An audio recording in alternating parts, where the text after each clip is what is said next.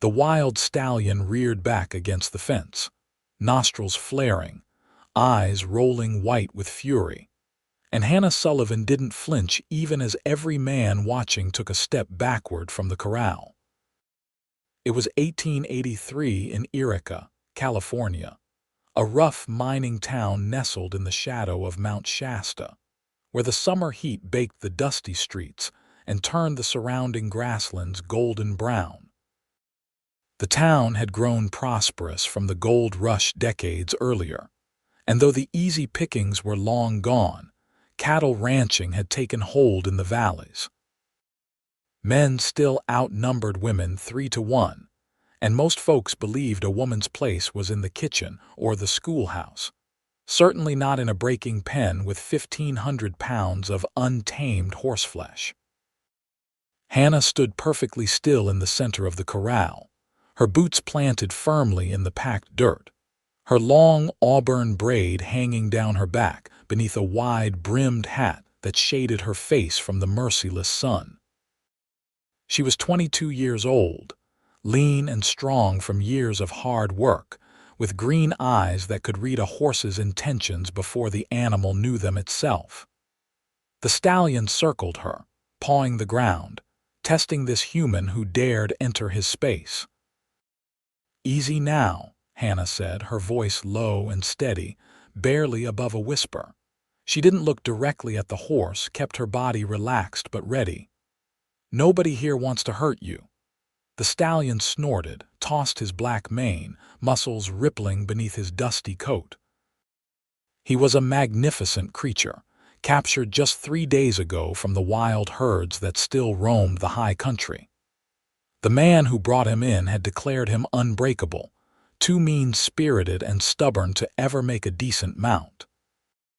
He was going to sell the horse for meat, until Hannah's employer, old Tom Stevens, who owned the livery, offered to take him off his hands for $20. "That Sullivan girl will get herself killed one of these days," someone muttered from outside the fence. Hannah recognized the voice as belonging to Carl Winters, a ranch hand who worked at the Triple Bar spread east of town. He'd made his opinions about women horse trainers abundantly clear on more than one occasion. Hannah ignored him. She'd been ignoring men like Carl her entire life. Her father had been a horse trainer back in Missouri, one of the best, and he'd taught Hannah everything he knew before consumption took him when she was 16. Her mother had died bringing her into the world, so it had always been just Hannah and her father, moving from ranch to ranch, town to town, wherever his skills were needed. When he passed, Hannah found herself alone with nothing but her skills and her father's worn saddle. She'd made her way west, working where she could, facing skepticism and outright hostility at nearly every turn. Men didn't like the idea of a woman doing their work, especially doing it better than they could. But horses didn't care whether she wore trousers or skirts. Horses only cared about patience, consistency, and understanding, things Hannah had in abundance. The stallion charged suddenly, a test of her nerve. Hannah sidestepped smoothly, still not making direct eye contact, still projecting calm. The horse wheeled around, confused. Humans usually ran or shouted or raised their hands. This one did none of those things. "That's right," Hannah murmured. "I'm not what you expected." For 30 minutes she worked, slowly closing the distance between them, letting the stallion come to terms with her presence. By the time the sun reached its zenith, she had her hand on his neck, feeling the rapid heartbeat beneath the skin, gentling him with touch and voice. The gathered crowd, which had swelled to nearly 20 people, watched in hushed amazement. That was when Phillip Hayes rode into town. He came up the main street on a chestnut mare that moved with the easy grace of a well-trained cow horse, his bedroll and saddlebags tied neatly behind his saddle, dust coating his dark blue shirt and leather chaps. Phillip was 26, tall and broad-shouldered, with sun-weathered skin and gray eyes that crinkled at the corners from years of squinting across open ranges. He'd spent the last 8 years working ranches from Texas to Montana, learning the cattle business from the ground up, saving his wages with the dream of starting his own spread someday. He'd heard Yreka was hiring ranch hands for the busy summer season, and the Shasta Valley had a reputation for good grazing land and honest ranchers. As he rode past the livery, he noticed the crowd gathered around the corral and, curious by nature, guided his mare over to see what warranted such attention. "What's the gathering about?" he asked a boy of about 12 who stood on the bottom rail of the fence, craning his neck to see. "It's Miss Sullivan," the boy said, eyes wide with excitement. "She's gentling that black devil horse.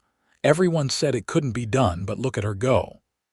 Philip dismounted and looped his reins over the hitching post, then moved to where he could see into the corral. What he saw made him pause, made him forget about his tired muscles and empty stomach, and the fact he'd been riding since dawn. A woman stood in the center of the pen with a wild stallion, her hand resting on the animal's neck while it trembled beneath her touch. She was talking, too quietly for Philip to hear the words, but he could see the effect they had. The horse's ears, which had been pinned flat against its skull, gradually swiveled forward. The rigid stance began to soften. "She's been at it near an hour," someone else said, an older man with a gray beard. "Damnedest thing I ever saw. Pardon my language." Philip watched, fascinated. He'd worked with horses his whole life, had a good hand with them, but what he was witnessing was something beyond mere competence. This was artistry. The woman moved around the stallion now, running her hands along his shoulder, down his legs, accustoming him to touch. Each movement was deliberate, confident, perfectly timed. She knew exactly how far to push, when to advance, and when to give the horse space. "Who is she?" Philip asked. "Hannah Sullivan," the bearded man replied. "Works for Tom Stevens at the livery. Been here about 6 months. Best hand with difficult horses anyone around here's ever seen, though some folks don't like admitting it." "Why wouldn't they admit it if it's true?" The man gave him a look that suggested Philip was either naive or joshing. "On account of her being a woman. Lot of men around here think she ought to be teaching school or working in the dress shop, not breaking horses." Philip frowned. "Seems to me if someone has a skill, their gender shouldn't matter much." "You'd think," the man agreed, "but thinking that way makes you a minority in this town, friend." In the corral, Hannah had produced a soft rope halter from her pocket. Moving slowly, she slipped it over the stallion's nose and behind his ears. The horse tensed, but didn't fight, didn't rear or bolt. Within minutes she was leading him in circles around the pen, the stallion following like he'd been doing it all his life. The crowd burst into applause and whistles. Hannah looked up then, acknowledging the attention with a slight nod, and Philip caught a glimpse of her face beneath the brim of her hat. She was beautiful, though not in the delicate porcelain way of the society women whose photographs appeared in magazines. Hers was a beauty forged by sun and wind and hard work, all lean angles and determined expression, and Philip found he couldn't look away. Hannah led the stallion to the gate, and Tom Stevens, a portly man in his 60s with kind eyes and thinning hair, opened it for her. She brought the horse through and handed the lead rope to Tom. "Give him tonight in the paddock with food and water," she said, her voice clearer now that Philip was closer, with a melodic quality that contrasted with the authority in her words. "Tomorrow I'll work him again, get a blanket on him. Day after that we'll try a saddle. He'll be ready to ride by the end of the week." "You're a miracle worker, Hannah," Tom said, beaming with pride. "That's the 3rd impossible horse you've turned around this month. I'm going to have to give you a raise." "I won't argue with that," Hannah said, a small smile tugging at her lips. I'll take care of the afternoon feeding now." As she turned toward the livery stable, her path brought her directly past Phillip. Their eyes met for just a moment, green meeting gray, and Phillip felt something shift in his chest, like a key turning in a lock he hadn't known existed. Then she was past him, walking with long, confident strides, and Phillip stood there feeling oddly breathless. "If you're looking for work, the Silver Creek Ranch is hiring," the bearded man said, breaking into Phillip's thoughts. "Big spread about 5 miles north of town, belongs to Richard Porter.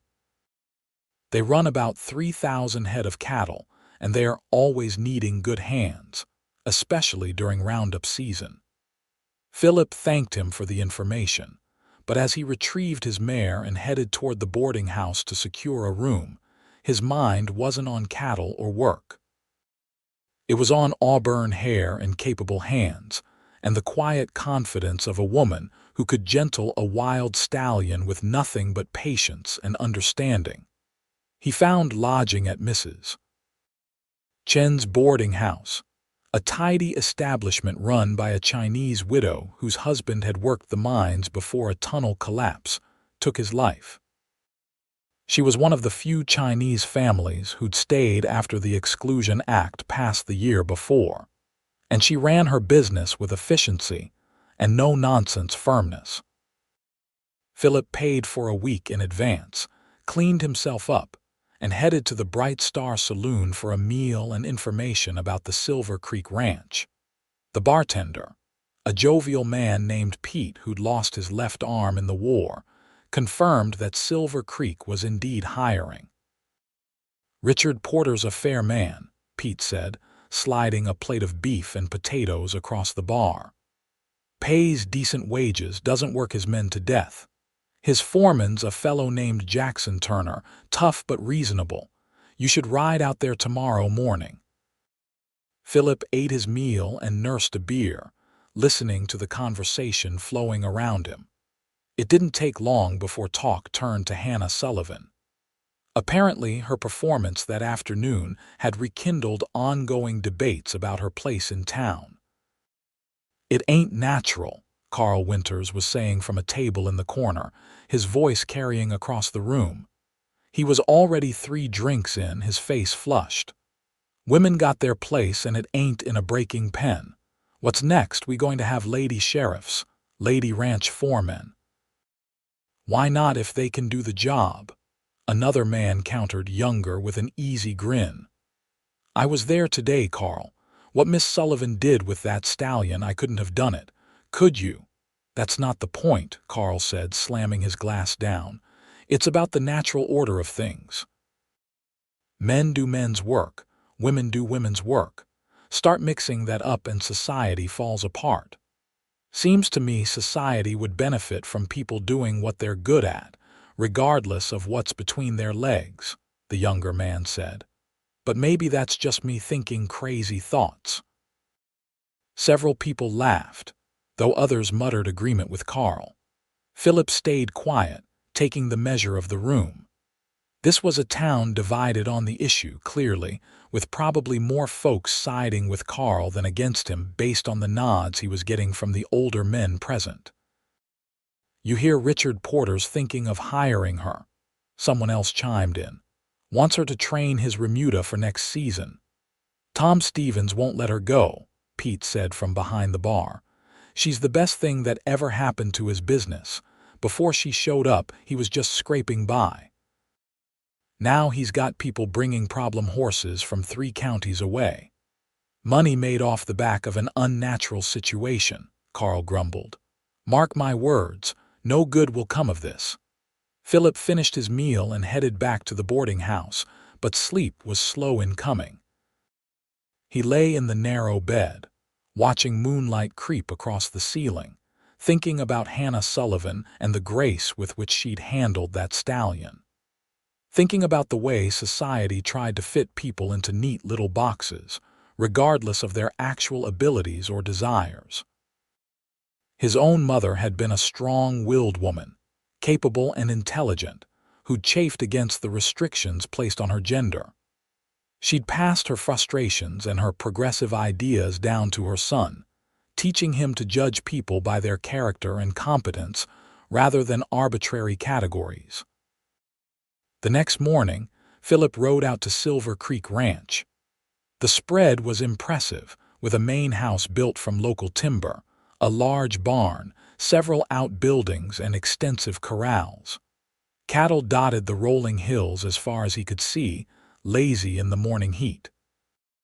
He found Jackson Turner overseeing repairs on a section of fence, a lean man in his 40s with a no-nonsense demeanor and sharp, observant eyes. "Help you?" Jackson asked, barely glancing up from the fence post he was testing for stability. "Name's Phillip Hayes.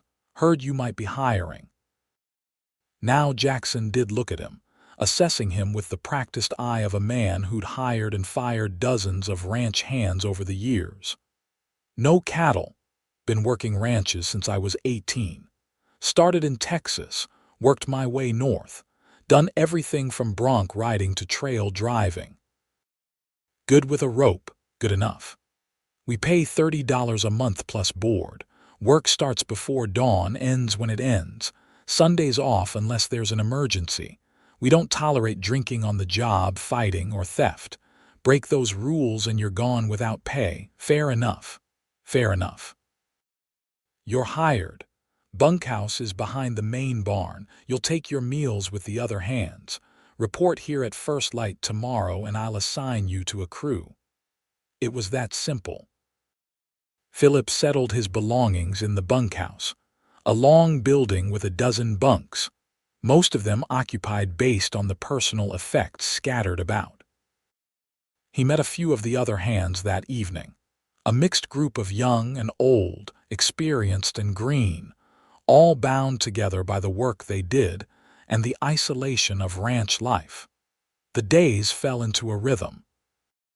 Philip rose before dawn, worked until exhaustion made his arms heavy and his back ache, ate huge meals that Mrs. Chen's cooking couldn't match but filled his belly well enough, and fell into his bunk too tired to do more than close his eyes before sleep claimed him.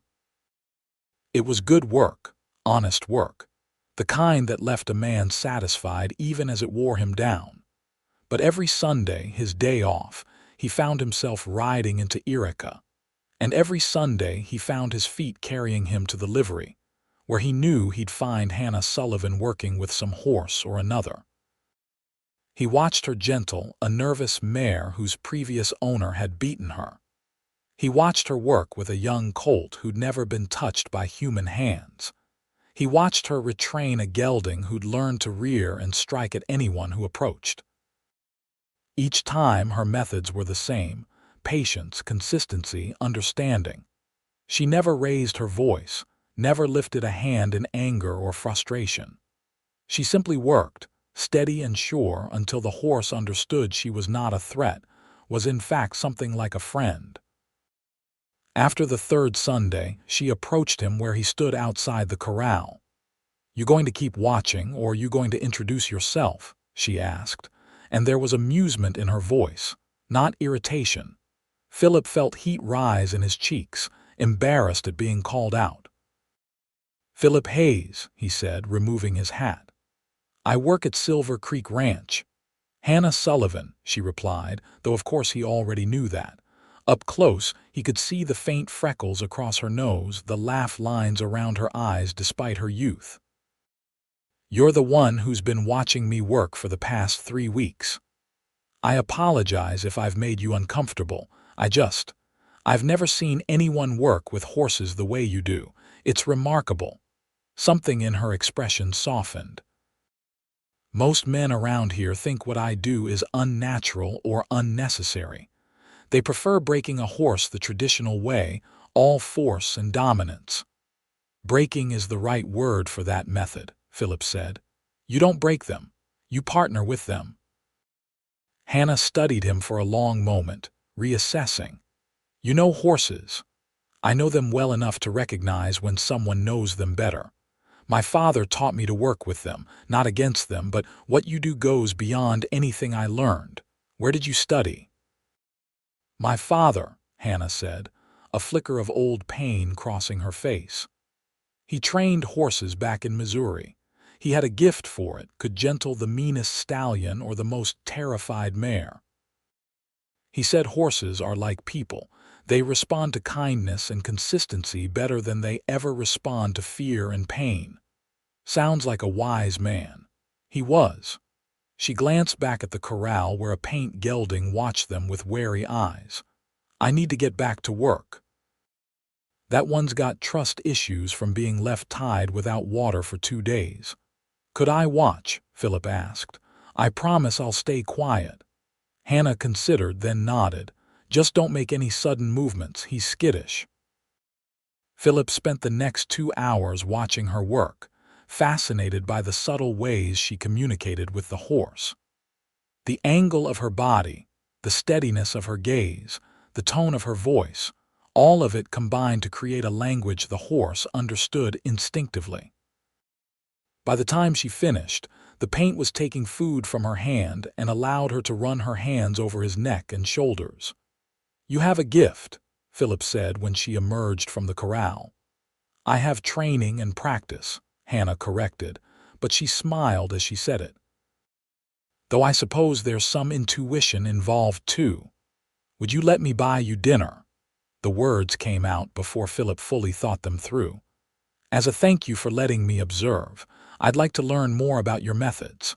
Hannah's smile faded and wariness replaced it.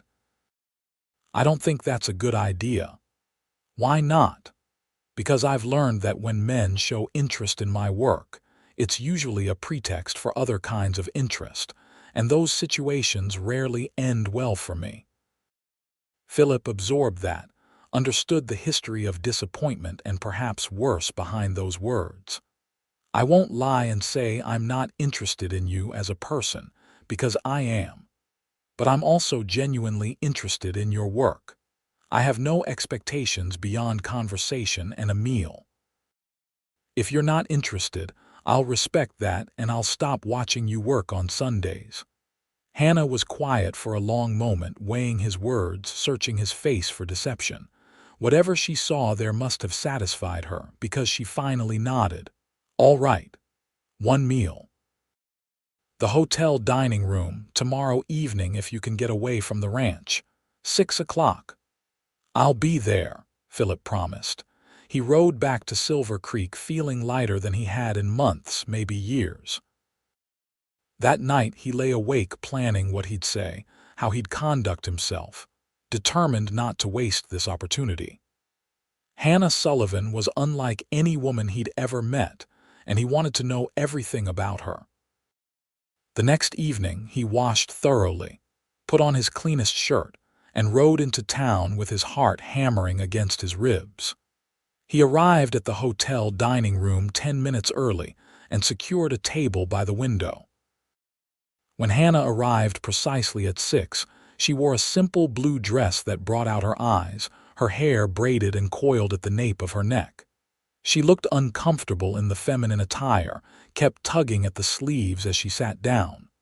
I don't wear dresses often, she admitted. Feels strange.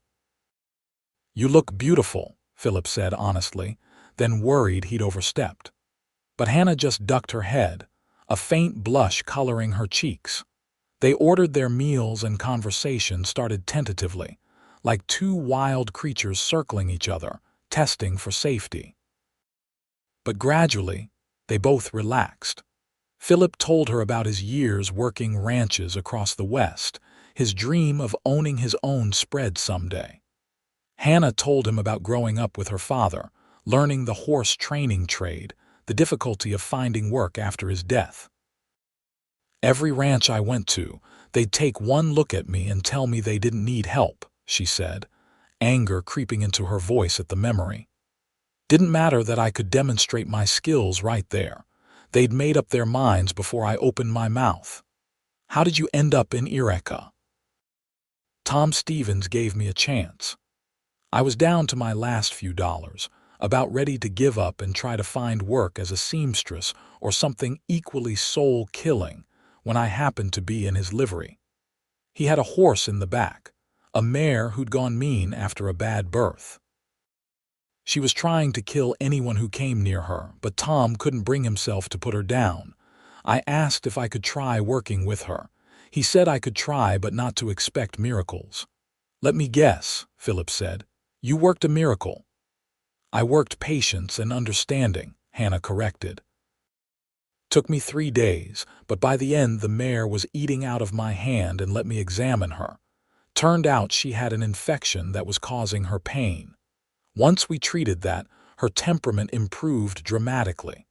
Tom offered me a job on the spot. And you've been here 6 months." 6 months and 2 weeks. Longest I've stayed anywhere since my father died. "Do you like it here?" Hannah considered the question. "I like the work, I like Tom, he's a good man and a fair employer. The town." She hesitated. "There are people who accept me and people who wish I'd leave. Sometimes it's exhausting being a constant subject of debate. Carl Winters and his ilk. You've heard him then."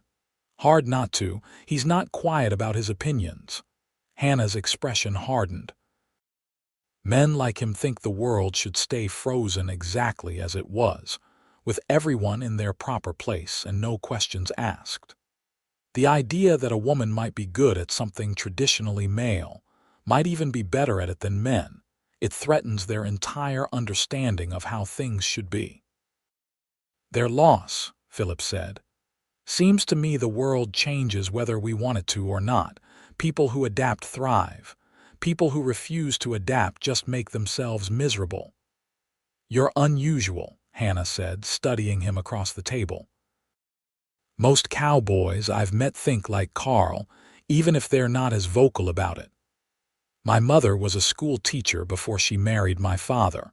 She wanted to keep teaching after marriage, but the school board wouldn't allow it. Said married women should focus on their homes and families. It frustrated her terribly, all that knowledge and passion with no outlet. She made my father promise that any daughters they had would be raised to pursue whatever interested them, not just what society deemed appropriate." "Did they have daughters?" "2, both younger than me. Last I heard, Emily was studying to be a nurse in San Francisco, and Sarah was running a dry goods store in Sacramento. My father kept his promise.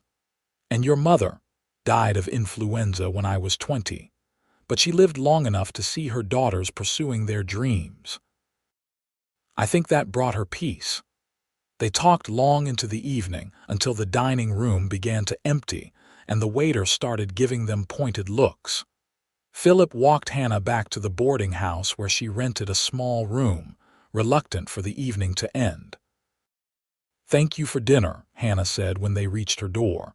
"And for the conversation. It's rare I get to talk to someone who understands." "Could we do this again?" Phillip asked. "I have next Sunday off." Hannah hesitated, but only briefly. "I'd like that." Over the following weeks, Sunday dinners became a regular occurrence. They met at the hotel dining room, or sometimes packed food and rode out into the hills surrounding Yreka, finding spots with sweeping views of Mount Shasta and the valley below.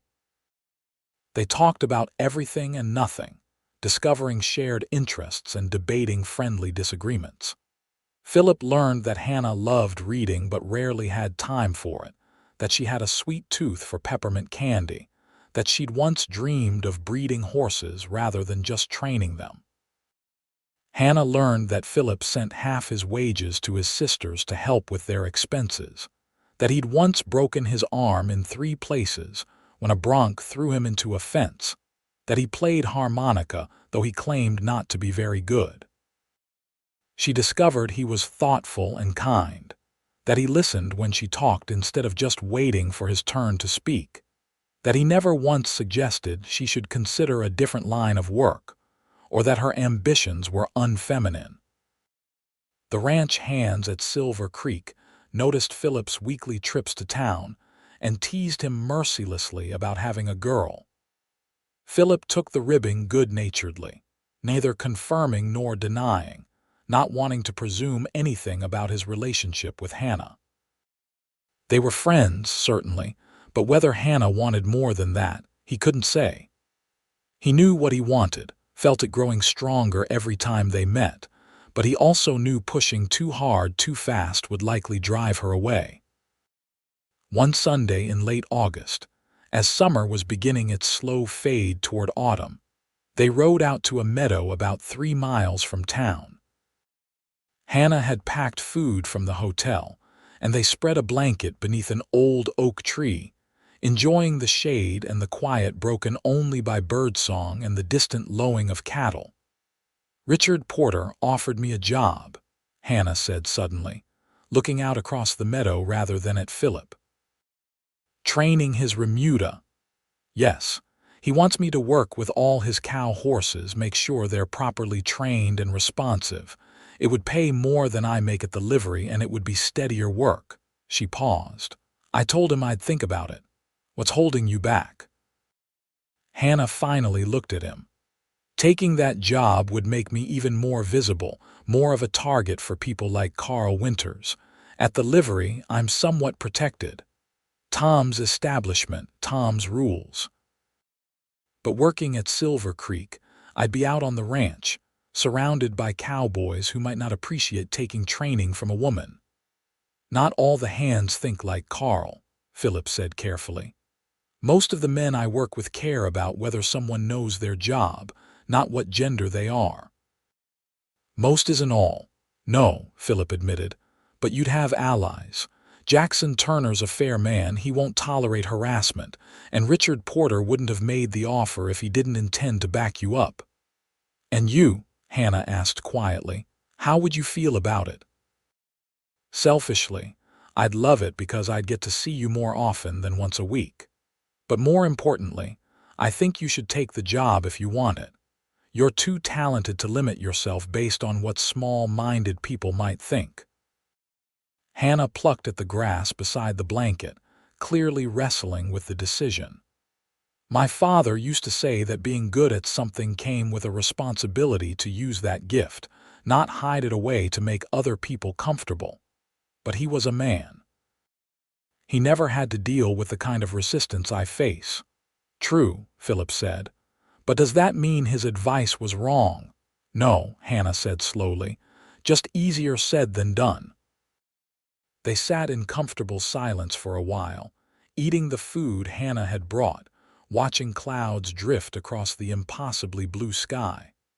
Finally, Hannah spoke again. "If I take the job, things will change. People will talk even more than they already do. Some of that talk will be about you, about us, about why you're associated with me. It could make things difficult for you at the ranch." "Let me worry about that," Philip said. "I can handle some gossip. It might be more than gossip. Carl Winters works at Silver Creek sometimes, doing contract work. He won't be happy if I'm there permanently. Carl Winters can complain to the wind for all I care. Hannah, this is your decision, but don't reject an opportunity because you're worried about protecting me. I'm a grown man, I can take care of myself." Hannah smiled, something warm and soft in her expression. "All right, I'll tell Richard Porter yes." She did. And 2 weeks later, she moved her few belongings to a small cabin on the Silver Creek property that was traditionally used by the ranch cook, but had been sitting empty since the current cook preferred living in town. It was a tiny structure, just one room with a wood stove, a bed, a table, and a chair, but it was hers and it was private. 2 things Hannah valued highly. Her first day of work drew a crowd.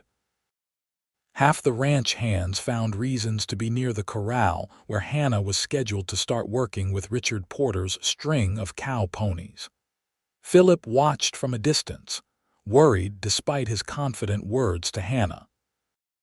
He knew most of the men were simply curious, wanted to see if she was really as good as rumors suggested, but he also knew a few were hoping to see her fail. Hannah ignored the audience completely. She entered the pen with the first horse, a sorrel gelding named Chester who had a tendency to crow hop when annoyed, and went to work. Within an hour, she had him moving smoothly through his paces, responding to the lightest touch of rein or heel. By the end of the day, she'd worked with 5 horses, improving each one's performance noticeably. "Damn," one of the hands said, shaking his head in amazement. "She really is as good as they say." "Better," another agreed. "Did you see how she got Chester to stop that hopping nonsense?" "I've been fighting with him over that for months." Not everyone was impressed. Carl Winters, who was at Silver Creek that week helping with some fence repairs, made his displeasure known loudly in the bunkhouse that night. "It's not right," he declared, "having a woman doing a man's job. Next thing you know, she'll be telling us how to punch cattle or run the ranch." "She's training horses, Carl, not running for governor," one of the younger hands said, rolling his eyes. "And she's doing a good job of it." "That's not the point," Carl insisted. "It's about respect. About maintaining proper order. You let women start doing men's work and soon they'll be expecting men to do women's work. Whole thing falls apart. Heaven forbid you might have to cook your own dinner or wash your own clothes," someone else muttered, and several men laughed. Carl's face flushed with anger. "You're all fools if you can't see what's happening here. Mark my words, this will end badly." Phillip, who'd been sitting quietly on his bunk, spoke up.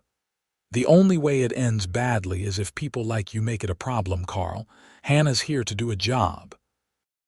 If you can't accept that, maybe you should find work elsewhere."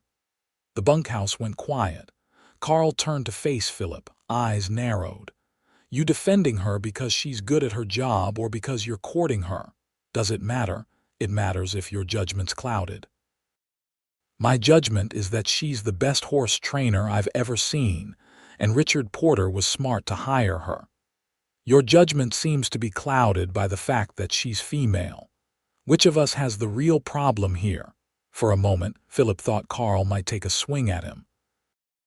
The older man's hands clenched into fists and his face went from red to purple, but Jackson Turner chose that moment to appear in the bunkhouse doorway. "Problem here, gentlemen?" Jackson asked mildly, though his eyes were sharp. "No problem," Carl said through gritted teeth. "Just a difference of opinion."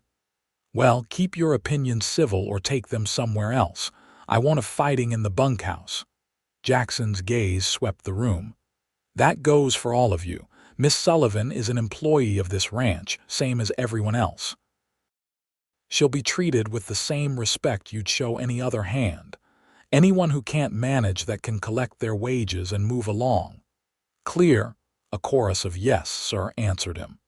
Jackson nodded and left, but his message had been received. Whatever personal feelings anyone had about Hannah's presence, they'd keep them to themselves or face consequences. Despite Jackson's warning, tension simmered. Hannah felt it, though she gave no indication beyond mentioning it to Phillip one evening when they walked together after dinner. "Carl Winters has been watching me," she said. "Not like you used to watch, trying to learn. He watches like he's waiting for me to fail or looking for ammunition to use against me." "He's a bitter man who doesn't like change," Phillip said, "but Jackson won't let him cause real trouble." "I'm not worried about him causing trouble directly. I'm worried about him being careless, leaving a gate open or spooking a horse at the wrong moment. Things that could look like accidents but would undermine my work. Has something happened? Not yet, but I can feel it coming." Hannah wrapped her arms around herself despite the warm evening. "Sometimes I wonder if it's worth it, all this fighting just to do the work I love." Phillip stopped walking and gently took her shoulders, turning her to face him. "Hannah Sullivan, you are the most talented horse trainer I've ever met. You have a gift that shouldn't be wasted because small-minded people can't see past their prejudices. Don't let them win." Hannah looked up at him, and in the fading light her eyes were luminous. "Why do you believe in me so much? You barely know me." "I know enough," Phillip said softly. "I know you're brave and skilled and determined. I know you're kind to animals and patient with ignorance. I know you make me think about the future in ways I haven't in years." He hesitated, then decided if he didn't say it now he might never find the courage. "I know I'm falling in love with you." Hannah's breath caught. For a long moment she simply stared at him, expression unreadable. Then slowly she reached up and touched his face, her calloused fingers gentle against his cheek. "I'm falling in love with you too," she whispered. "It terrifies me." "Why?" "Because caring about someone gives them power to hurt you, and I've been hurt before, Philip. By men who said they respected me, but really just wanted to control me or change me." "I don't want to control you or change you," Philip said. "I want to support you being exactly who you are. If that's not enough, if you need me to prove it somehow, tell me how and I will." Instead of answering with words, Hannah rose onto her toes and kissed him. It was tentative at first, questioning, but when Philip wrapped his arms around her and pulled her close, the kiss deepened, became something urgent and real and full of promise. When they finally broke apart, both were breathing hard. "That's a good start on proving it," Hannah said, and despite everything, she was smiling. After that, their relationship shifted from friendship to something more, though they were careful to be discreet on ranch property. Philip knew Hannah didn't need additional gossip complicating her work, and he respected her wishes to keep their romance private for now. But everyone who paid attention knew something had changed between them. They moved in each other's orbit like binary stars, drawn together by forces too strong to resist. September arrived, bringing cooler temperatures and the busy work of preparing for autumn roundup. Hannah continued training horses, expanding beyond just the remuda to work with Richard Porter's personal mounts, and several horses belonging to neighboring ranchers who'd heard about her skills. Her reputation grew, and with it came both admiration and resentment in roughly equal measure. The breaking point came on a Tuesday morning in mid-September. Hannah was working with a young mare who showed promise as a cutting horse, teaching her to respond to cattle. Several of the hands had brought a few steers into the practice pen to simulate working conditions. Hannah was mounted on the mare, guiding her through the motions when one of the steers suddenly bolted, spooked by something. The mare reared, startled, and Hannah controlled her expertly, bringing her back down and settling her with voice and hand. But the incident had been close, too close, and when Hannah dismounted to check on the steer, she found what had caused the panic. A snake, already dead and dried, tied to the fence rail at exactly the height to catch the steer's eye. Someone had put it there deliberately. Hannah held the snake by its tail, fury and hurt warring in her chest. She knew every man on the ranch was aware of the rules about keeping the training areas clear of anything that might spook the animals. This wasn't an oversight. This was sabotage. Who did this? She demanded, looking at the handful of men who'd been helping with the cattle. They looked back at her with varying expressions of surprise and confusion, but no one spoke up. "Someone put this here knowing it could cause an accident, knowing I could get hurt or a horse could get hurt. Who was it?" Silence. Then one of the younger hands, a kid named Danny, glanced toward the barn and quickly looked away, but it was enough. Hannah strode toward the barn, still carrying the dead snake, and found Carl Winters inside, supposedly mending tack. But there was a slight smile on his face that disappeared when he saw Hannah's expression. "You did this," she said flatly. "Did what?" Carl asked, all innocence. "Put this snake by the training pen. Don't bother denying it, I can see it in your face." Carl shrugged. "Can't prove anything. And even if someone did put it there, maybe they were trying to make a point. This ranch isn't a place for women playing at being cowboys. Sooner or later, someone was going to get hurt. The only person making this ranch unsafe is you," Hannah said, her voice shaking with anger. "I could have been thrown. That mare could have broken a leg, all because you can't stand the idea that I'm better at this job than you could ever be." "Better?" Carl stood, his larger size suddenly threatening in the confined space of the barn. "You're a novelty act, little girl, a circus trick. And eventually, everyone will realize it. The only trick around here is how you've convinced anyone you're worth keeping on the payroll." Hannah threw the snake at his feet. "Stay away from me and stay away from my training areas. If anything like this happens again, I'll make sure Richard Porter knows exactly who's responsible." She turned to leave and found Phillip standing in the barn doorway, his expression dark. Behind him were Jackson Turner and several other hands, all of whom had apparently heard the exchange. "Hayes, you're supposed to be working on the north fence line," Carl said, trying to regain control of the situation. "Why don't you mind your own business?" "Hannah is my business," Phillip said evenly. "And from what I just heard, you deliberately endangered her and a valuable horse." "That makes it everyone's business." Jackson stepped forward. "Carl, collect your things and get off this ranch. You're fired." "You can't fire me. I don't work directly for you, I'm contracted." "Then your contract is terminated, effective immediately." Jackson's voice was hard. "I warned you about causing problems. You didn't listen. This is ridiculous.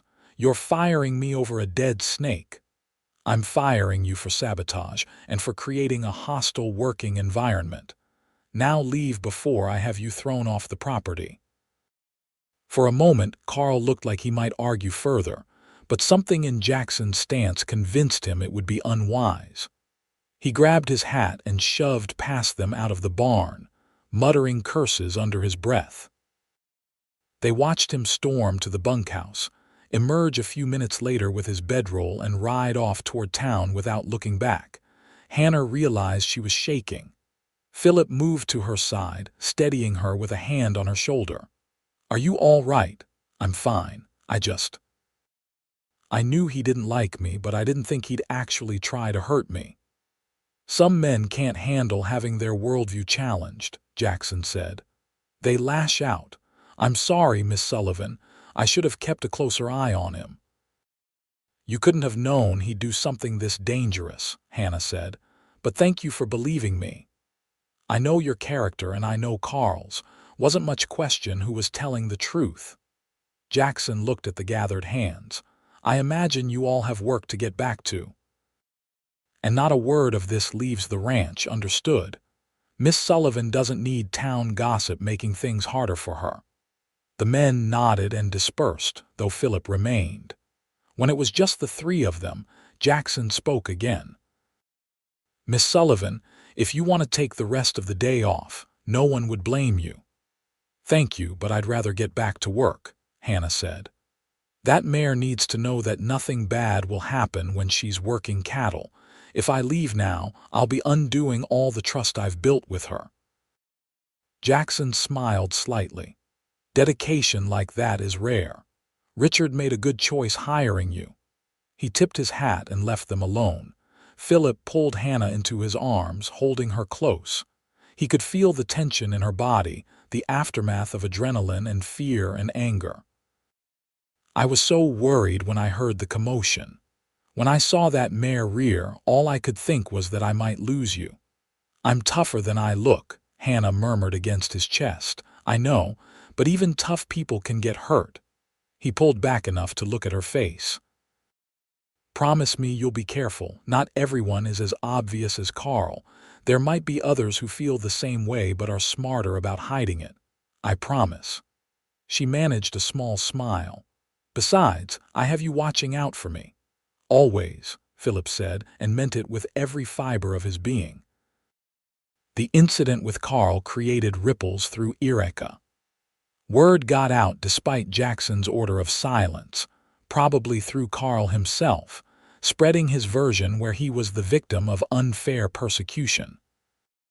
Town opinion split along predictable lines. Those who already supported Hannah were outraged on her behalf. Those who shared Carl's views saw it as proof that women in men's roles caused nothing but trouble. Tom Stevens visited the ranch the day after to check on Hannah personally. "Heard about what happened," he said. hat in hands, genuine concern on his weathered face. "Wanted to make sure you're all right." "I'm fine, Tom, and I appreciate you checking on me. You know you always have a place at the livery if this becomes too much." No shame in stepping back from a bad situation. Hannah smiled at the older man who'd given her a chance when no one else would. "I know, and I'm grateful, but I'm not giving up. This is the job I want, the work I'm meant to do. I won't let bitter men drive me away from it." "That's my girl," Tom said proudly. "Your father would be proud of the woman you've become." After Tom left, Hannah stood in the doorway of her small cabin, looking out at the ranch buildings and the mountains beyond. She thought about her father, about the lessons he'd taught her, about his belief that good work and honest effort would eventually win out over prejudice and fear. She hoped he was right. She had to hope he was right, because the alternative was giving up everything she'd worked for. The weeks that followed were some of the happiest of Hannah's life, despite the lingering tension from Carl's sabotage. She threw herself into her work, and the horses responded beautifully. Richard Porter's remuda became known throughout the valley for their responsiveness and steady temperaments. Neighboring ranchers began sending their problem horses to Silver Creek specifically to be trained by Hannah, paying good money for her services, money that Richard split with her fairly. And through it all, her relationship with Phillip deepened. They were inseparable on Sundays, and most evenings after work they'd find ways to steal time together. Sometimes it was just sitting on the porch of her cabin, watching the sun set behind Mount Shasta. Sometimes they rode out into the hills, racing their horses and laughing like children. Sometimes they talked for hours about their dreams, their pasts, their hopes for the future. One evening in late October, as autumn painted the world in shades of gold and crimson, Phillip arrived at Hannah's cabin with a serious expression. She was cooking dinner, something simple but filling, and she looked up with a smile that faded when she saw his face. "What's wrong?" she asked immediately. "Nothing's wrong," Phillip said. I need to talk to you about something important." Hannah set down her spoon and gave him her full attention. "All right." Phillip took a deep breath, clearly nervous in a way she'd never seen him before. "I've been saving my wages since I started working cattle 8 years ago. Living cheap, sending some money to my sisters but keeping most of it back. I've got almost $2,000 now, and I've been talking to a man who owns some property about 10 miles east of here. Good grazing land, a decent water source, room to run maybe 500 head of cattle initially." "Phillip, that's wonderful," Hannah said, genuinely pleased for him. "You're going to start your own ranch. That's what I wanted to talk to you about." He moved closer, taking her hands in his. "I don't want to start a ranch alone, Hannah. I want to build something with you. A place where you can train horses and I can raise cattle, where we work together as partners, where what we build is ours, not just mine or just yours." Hannah's heart was beating so fast she thought it might burst from her chest. "Phillip, I know it's fast. We've only known each other a few months, but I've never been more certain of anything in my life. I love you, Hannah. I love your strength and your skill and your determination. I love the way you gentle horses and the way you challenge me to be better. I love everything about you." He took another breath. "Will you marry me?" Tears pricked Hannah's eyes. She dreamed of this moment but never quite believed it would come, never believed she'd find a man who saw her as an equal, who wanted to build a life with her rather than expecting her to fit into his. "Yes," she whispered. "Yes, I'll marry you." Phillip whooped with joy and swept her up in his arms, spinning her around the small cabin while she laughed and cried at the same time. When he set her down, he kissed her thoroughly, pouring all his love and hope into that kiss. When they broke apart, both were grinning like fools. "I don't have a ring yet," Phillip admitted. "I wanted to ask you first, make sure you'd say yes before I spent money on it. I don't need a ring, I just need you. Hannah cupped his face in her hands. When do you want to do this? As soon as possible. Tomorrow, if you'd let me. But I suppose we should do it properly, get married in the church with witnesses and everything. My only family is back in Missouri, an aunt I haven't seen in years.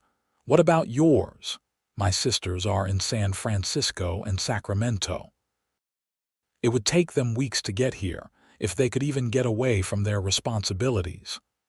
Philip thought for a moment. What if we got married here in Yreka, had a simple ceremony with the people who matter to us here, and then I'll write my sisters with the news. They'll understand. That sounds perfect, Hannah agreed. They sat back down to dinner, but neither could eat much, too excited and full of plans. They talked late into the night about the ranch they'd build, the life they'd create. Philip described the land he wanted to buy, rolling hills with good grass and a creek that ran year-round. Hannah talked about building proper training facilities, multiple corrals with good fencing, maybe eventually breeding horses as well as training them. We should get married before the first snow, Philip said. That gives us a few weeks to make arrangements and gives me time to finalize the land purchase.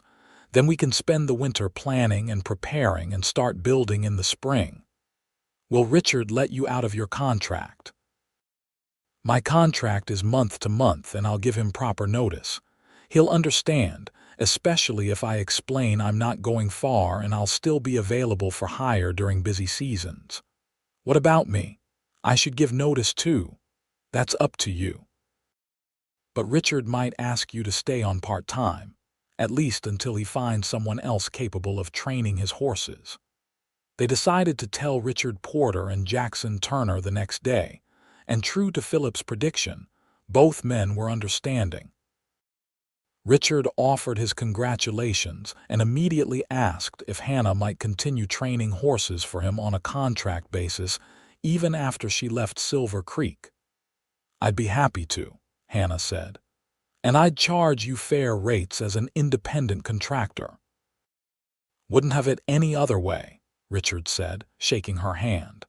Congratulations to both of you. You're good people and you'll do well together. News of their engagement spread through the ranch and into town within days. The reaction was mixed, as everything involving Hannah tended to be. Tom Stevens was delighted, already planning to provide the cake for the wedding. Mrs. Chen offered her boarding house parlor for the ceremony. The younger ranch hands were genuinely happy for Philip, their friend and fellow cowboy who'd found love, but there were also darker mutterings. Carl Winters, who'd found work at a ranch across the valley, made it known he thought Philip was a fool who'd regret chaining himself to an unnatural woman. Some of the more conservative town women expressed pity for Philip, suggesting Hannah would probably neglect her wifely duties in favor of her horse training. A few people questioned whether a marriage where the woman insisted on working was even a real marriage at all. Hannah tried to ignore the negative voices, focusing instead on the positive. She and Philip set the wedding date for the first Saturday in November, giving them 3 weeks to prepare. It would be a simple ceremony, just the people who mattered to them. Tom Stevens offered to walk Hannah down the aisle since her father couldn't. Jackson Turner agreed to stand up as Philip's best man. Mrs. Chen would serve as Hannah's attendant, having grown fond of the young woman during her months of lodging. The weeks flew by in a flurry of preparation. Hannah sewed herself a dress, something practical but pretty in deep blue that could be worn again after the wedding. Philip bought a new suit, the first fancy clothing he'd owned in his adult life. They met with the preacher, a kind man named Reverend Walsh, who seemed more interested in their genuine affection for each other than in any controversy surrounding their relationship. The night before the wedding, as tradition dictated they spend apart, Philip walked Hannah to her cabin door for what he insisted would be the last time as an unmarried man. Tomorrow you'll be my wife, he said wonderingly, as if he still couldn't quite believe his luck. "Tomorrow we start our life together." "I can't wait," Hannah said. She kissed him softly. "Thank you, Philip." "For what?" "For seeing me. For respecting what I do. For wanting to build a life where I can be myself instead of trying to make me into something I'm not." "Hannah, I wouldn't change a single thing about you. You're perfect exactly as you are." The wedding day dawned clear and cold, the first frost of the season glittering on the grass. Hannah woke early, nerves and excitement making sleep impossible. Mrs. Chen arrived to help her dress, fussing over her hair and the fit of her dress like a mother hen. "You look beautiful," Mrs. Chen said when Hannah was ready, and there were tears in the older woman's eyes. "Your husband will be a lucky man." The ceremony was held in the small white church at the edge of town, and though the guest list was small, the pews still managed to fill up. All of the Silver Creek Ranch hands attended, dressed in their Sunday best. Several townspeople who supported Hannah came as well, shopkeepers and their families, the blacksmith, the doctor. Even some of Hannah's clients showed up, ranchers who'd brought her their problem horses and been amazed by the results. Philip stood at the altar with Jackson beside him, both men looking uncomfortable in their formal attire, but happy. When the door at the back of the church opened and Hannah appeared on Tom Stevens' arm, Philip's breath caught in his throat. She was radiant, her auburn hair styled in a way he'd never seen, her face glowing with happiness. As she walked toward him, he felt his eyes begin to sting with tears he didn't bother to hide. The ceremony was brief but meaningful. They exchanged vows they'd written themselves, promising partnership and respect along with the traditional words of love and fidelity. When Reverend Walsh pronounced them husband and wife and told Philip he could kiss his bride, the church erupted in cheers and applause. The reception was held in Mrs. Chen's parlor, spilling out into her garden despite the cold. There was food and music, a fiddler playing lively tunes while people danced and celebrated. Hannah danced with Philip, with Tom, with Jackson, even with some of the younger ranch hands who'd overcome their initial skepticism to become her friends. Philip danced with Mrs. Chen, with the wives of several ranchers, even with the preacher's teenage daughter who blushed furiously the entire time. As the sun began to set, Philip and Hannah slipped away from the party. They'd rented a room at the hotel for the night, a luxury they'd allowed themselves for this one special evening. Tomorrow they'd begin the practical work of building their future, but tonight was just for them. In the hotel room, with the sounds of their reception still faintly audible from down the street, they came together as husband and wife for the first time. It was tender and sweet, full of whispered words and gentle touches, the physical expression of the love that had been growing between them for months. Afterward, they lay tangled together beneath the blankets, exhausted and happy. "Mrs. Hannah Hayes," Philip murmured against her hair. "I like the sound of that. I think I'll keep using Sullivan for my horse training business," Hannah said. "People know that name, but in every other way I'm yours." "And I'm yours," Philip agreed, "partners in everything." They fell asleep in each other's arms, warm and safe and loved, ready to face whatever challenges the future might bring. The winter that followed was busy with preparation. Philip finalized the purchase of the land he'd been eyeing. 200 acres of good grazing land with a small existing cabin that needed significant repairs, but provided shelter while they built something better. Hannah continued training horses, now as an independent contractor, building up both her reputation and her savings. Together they planned their ranch, sketching out where buildings would go, how many cattle they could reasonably start with, what improvements needed to be made first. They moved into the cabin in early December, and though it was cramped and drafty, It was theirs. They spent evenings by the fire, Hannah mending saddles and tack while Philip carved fence posts and made lists of supplies they'd need come spring. Sometimes they simply sat together in comfortable silence, Hannah reading while Philip played his harmonica, the simple melody filling their small home. The people of Yreka gradually accepted their marriage, though some holdouts continued to disapprove. Carl Winters left the area entirely, heading south toward Sacramento, and his departure removed the most vocal critic of Hannah's unconventional life. Other skeptics remained, but without Carl stirring up trouble, their complaints faded to background noise that was easy to ignore. Christmas came, and with it letters from Philip's sisters, both expressing delight at his marriage and disappointment they hadn't been able to attend the wedding. They sent gifts, practical things like quilts and preserves, and promised to visit in the spring if they could manage it. Hannah's aunt in Missouri sent a brief note of congratulations and a set of silver spoons that had belonged to Hannah's mother, a family heirloom Hannah treasured. In January, on a day when fresh snow made the world look clean and new, Philip and Hannah rode out to survey their land. The cold was bitter, their breath fogging in the air, but the sky was impossibly blue and the mountains stood out in sharp relief against the horizon. "In the spring, we'll start building the house," Philip said, pointing to a slight rise that would give them a good view of the valley. "Right there, I think. What do you say?" "I think it's perfect," Hannah agreed. "And we can put the main barn just below it, closer to the creek, training corrals on the flat ground to the east, cattle pens to the west where they won't disturb your training work."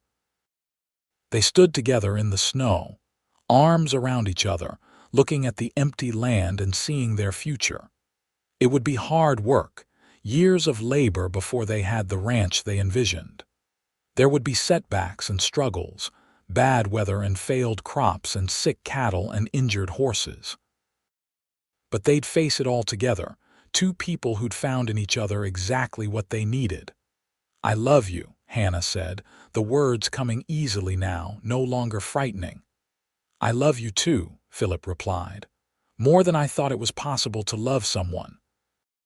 Spring arrived late that year, snow lingering into April, but when it finally came, the change was dramatic. The hills exploded with wildflowers, the creek swelled with snowmelt, and the grass grew thick and green. Philip and Hannah threw themselves into work with renewed energy. They hired a crew to help with the house, experienced builders who could do in weeks what would have taken Philip and Hannah months. The structure rose quickly, a proper ranch house with 2 bedrooms, a real kitchen, a parlor with a fireplace, and a wraparound porch that would provide shade in the summer. While the house was being built, Philip and several of the Silver Creek hands constructed the main barn and the first set of training corrals. Hannah worked every day, training horses both for private clients and for the small remuda they were building for their own ranch. Word of her skills had spread beyond the Shasta Valley now, and people came from as far as Redding and Weaverville to have their horses worked. She charged fair rates but didn't undervalue her expertise, and the money she brought in helped fund the ranch's development. By midsummer, they moved into the finished house, and Hannah cried with joy at having a real home for the first time since her father died. They furnished it slowly, buying pieces when they had the money, making do with simple furniture Philip built himself in the meantime. Every addition, no matter how small, felt like a triumph. In August, Philip bought their first cattle, 50 head of good breeding stock from a rancher who was retiring. It wasn't the 3,000 head Richard Porter ran, or even the few hundred Philip ultimately wanted, but it was a start. He hired 2 hands to help with the cattle work, young men eager to learn and willing to work hard for fair wages and the promise of future opportunities. Hannah, meanwhile, had achieved something she'd dreamed of for years. She successfully bred her first foal, pairing one of her best trained mares with a stallion known for his intelligence and steady temperament. When the foal was born in early September, a sturdy colt with his father's dark coat and his mother's intelligent eyes, Hannah felt a profound sense of accomplishment. This was more than just training horses for other people. This was creating something new, something that carried her knowledge and care forward into the next generation. "What should we call him?" Phillip asked, watching Hannah examine the gangly-legged colt. "Shasta," Hannah decided. "After the mountain. He was born here in the shadow of it." "It seems fitting." As autumn painted the world gold and red once more, marking a full year since their wedding, Phillip and Hannah took stock of what they'd accomplished. The ranch they'd named Hayes Valley was still small, still a work in progress, but it was thriving. They had a home, livestock, a growing reputation for quality horses, and a genuine future stretching out before them. They celebrated their first anniversary quietly, just the two of them, with a nice dinner Hannah cooked and a bottle of wine Phillip had been saving for a special occasion. After dinner, they sat on their porch as the sun set, wrapped in a blanket against the cooling air. "This time last year we were getting married," Phillip said. "Did you imagine it would turn out like this?" "I imagined we'd be happy," Hannah said. "I imagined we'd work hard and build something together. But I don't think I really understood how good it would feel, having a true partner, someone who respects what I do and supports my dreams." "The feeling is mutual," Phillip assured her. He was quiet for a moment, then said, "I've been thinking about the future, about what comes next for us." "What comes next is we keep building the ranch, keep growing our herds," Hannah said. "Isn't that the plan?" "It is, but I've also been thinking about family, about children." He felt Hannah tense slightly in his arms. "I know it's a complicated subject. Your work is important to you, and I don't want you to think I'm suggesting you should give it up." "But children change everything," Hannah said softly. "I watched it happen to other women. They have babies, and suddenly that becomes their entire life, their entire identity. Everything else gets set aside." "It doesn't have to be that way," Phillip said. "We have help now. We could hire more help if needed. You wouldn't have to choose between being a mother and being a horse trainer. You could be both." Hannah was silent for a long time, processing his words. Finally she said, "I think I'd like that, being a mother, I mean, but only if you promise me it won't mean the end of my work." "I promise," Phillip said solemnly. "We'll figure it out together, just like we've figured out everything else." 5 months later, in early spring, as the world was waking from winter sleep, Hannah discovered she was pregnant.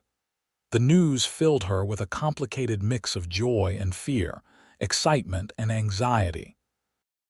She told Phillip one evening after dinner, simply and directly, "I'm going to have a baby." Phillip's face went through a series of expressions in rapid succession: surprise, confusion, understanding, and finally pure elation. He let out a whoop of joy and picked her up, spinning her around just as he had when she'd agreed to marry him. "Careful," Hannah said, laughing despite herself. "I'm carrying precious cargo now." "The most precious cargo in the world," Phillip agreed, setting her down gently. "When? How are you feeling? Do you need anything?" "Probably sometime in October. I'm feeling fine, just a bit tired. And what I need is for you to stop looking at me like I'm made of glass. I'm pregnant, not dying."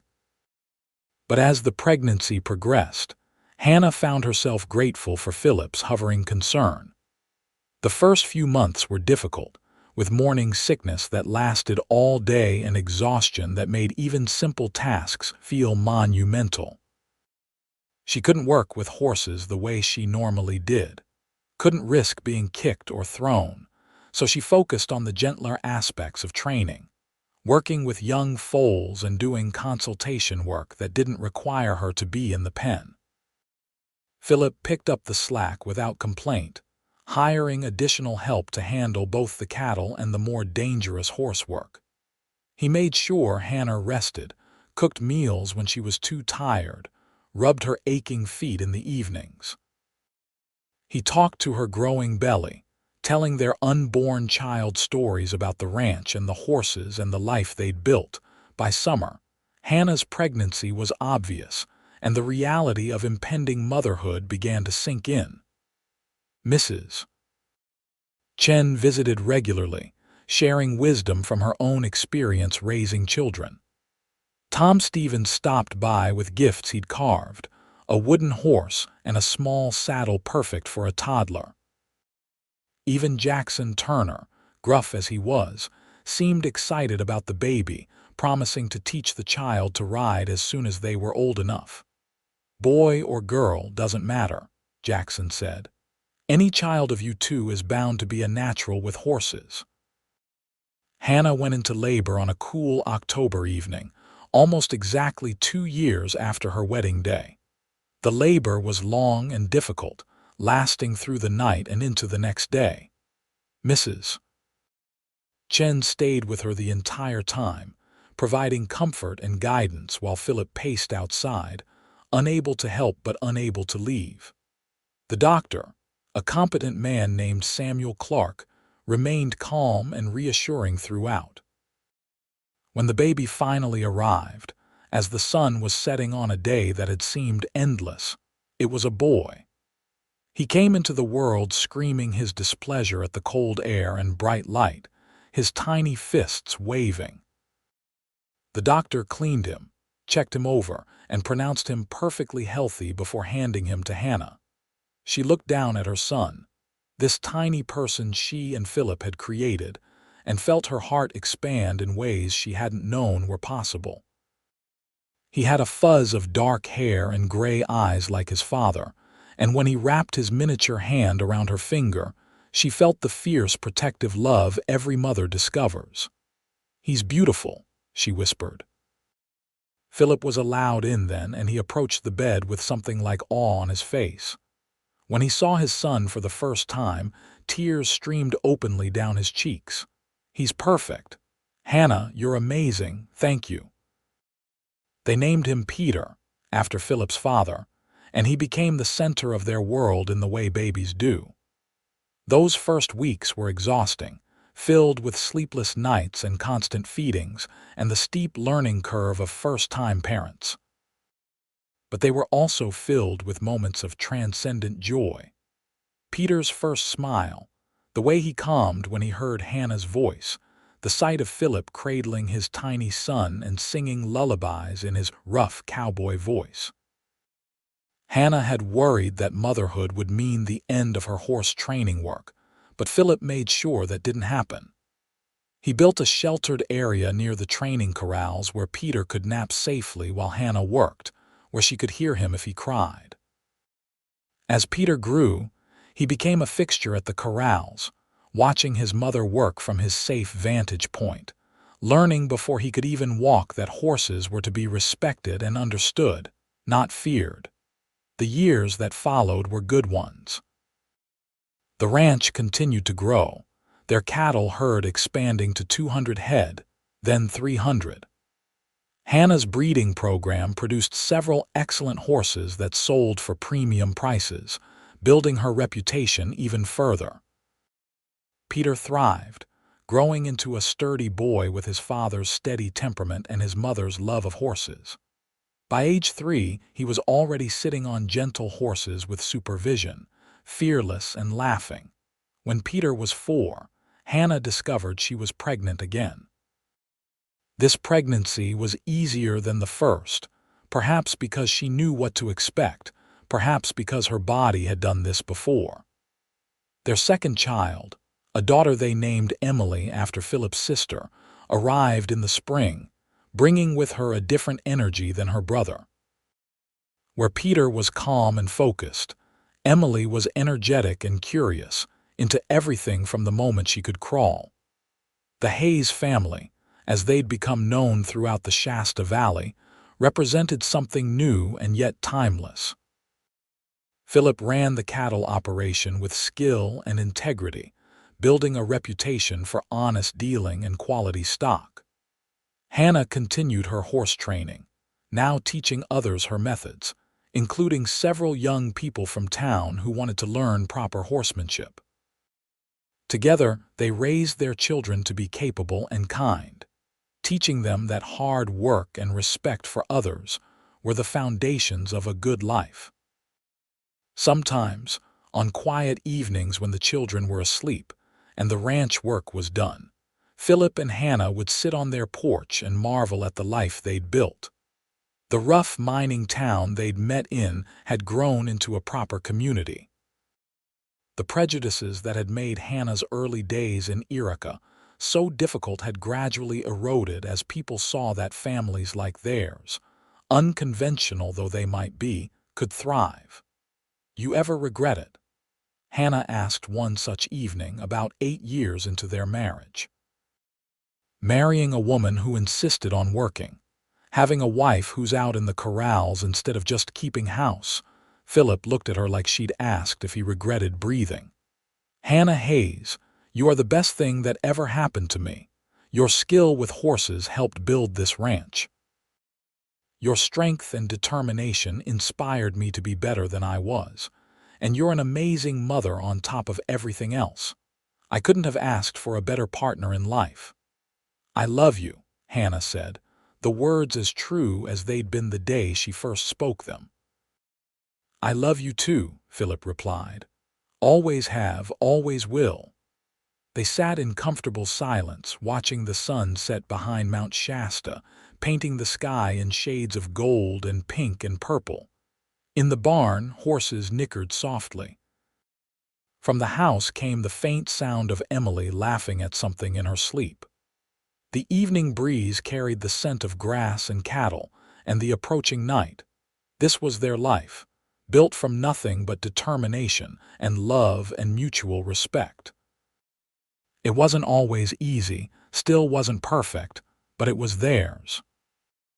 They'd faced down prejudice and skepticism, had worked themselves to exhaustion countless times, had weathered drought and harsh winters and sick cattle and problem horses, and all the 1,000 challenges that came with ranching in the Wild West of 1891.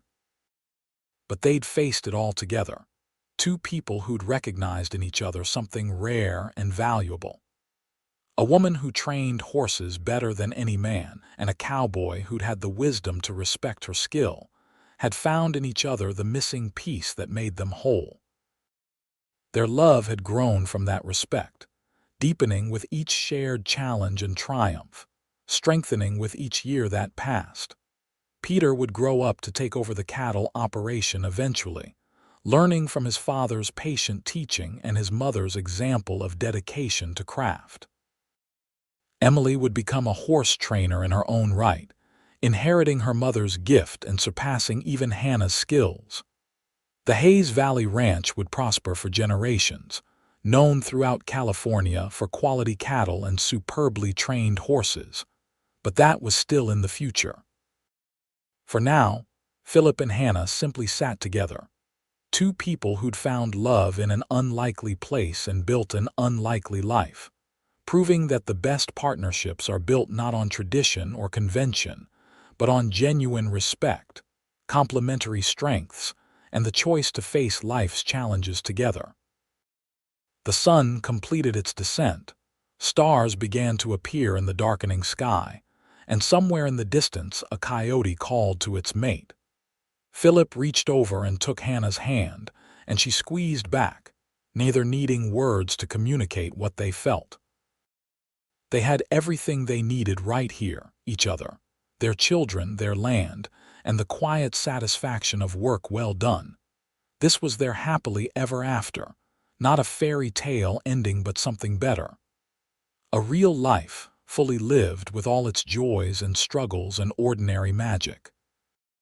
And as they finally stood and went inside to check on their sleeping children before retiring to bed themselves, both knew with absolute certainty that they wouldn't change a single thing about the life they'd chosen together.